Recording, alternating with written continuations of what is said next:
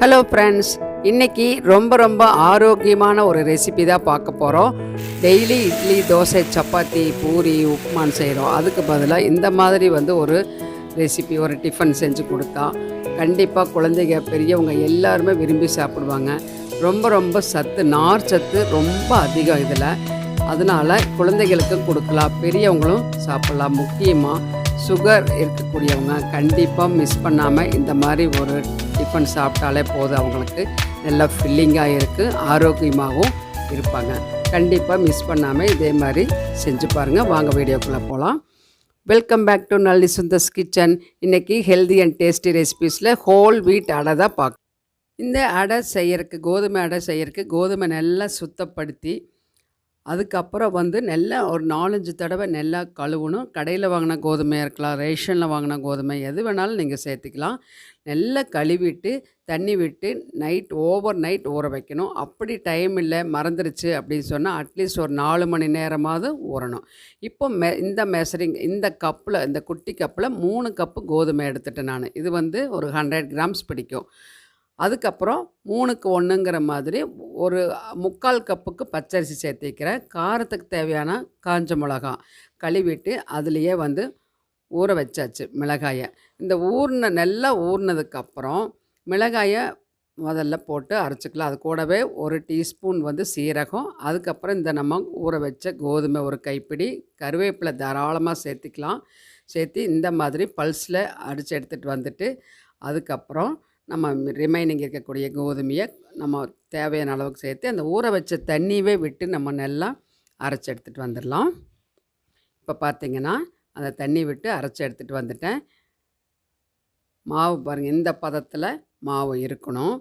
அப்போ தான் நம்மளுக்கு கிறிஸ்பியாகவும் இருக்குது, அதே சமயத்தில் டேஸ்ட்டாகவும் இருக்குது. காட்டுறேன் பாருங்கள். இந்த மாதிரி ரொம்ப வலுவலுன்னு அரைக்கக்கூடாது, ரொம்ப குருணையாகவும் இருக்கக்கூடாது, இந்த மாதிரி இருக்கணும். இப்போது மிச்சக்கக்கூடிய கோதுமையும் நம்ம அரைச்சி எடுத்துகிட்டு வந்தாச்சு. இப்போ அந்த ஜார்லேயே கொஞ்சம் போல் தண்ணி விட்டு நம்ம சேர்த்திக்கலாம், ஏன்னா திக்காக இருக்குது.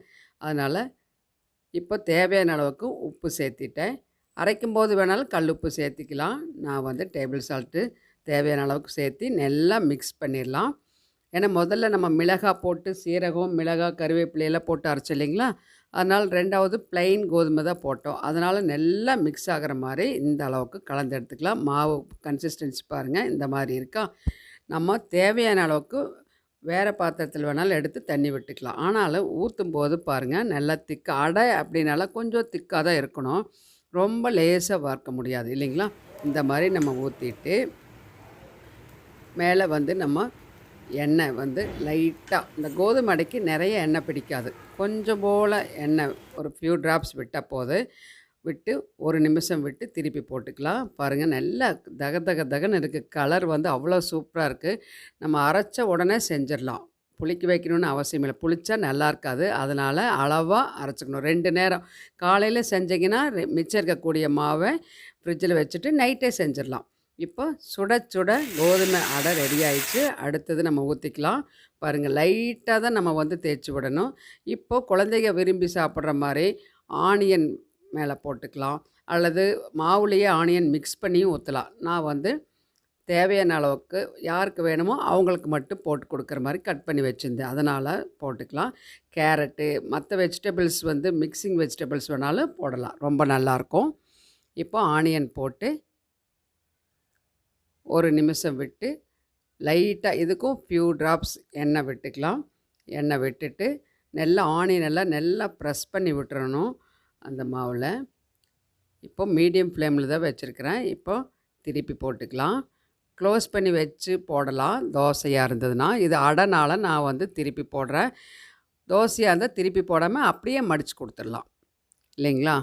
அதனால் தண்ணி விட்டு வேணாலும் லேசாக ஊற்றலாம். இந்த மாதிரி சாப்பிடும்போது ரொம்ப நல்லது உடம்புக்கு. அதனால் நான் கொஞ்சம் திக்காகவே ஊற்றியாச்சு. இப்போது கோதுமை ஆனியன் அடை ப்ளைனாகவும் ஊற்றிக்கிறேன்.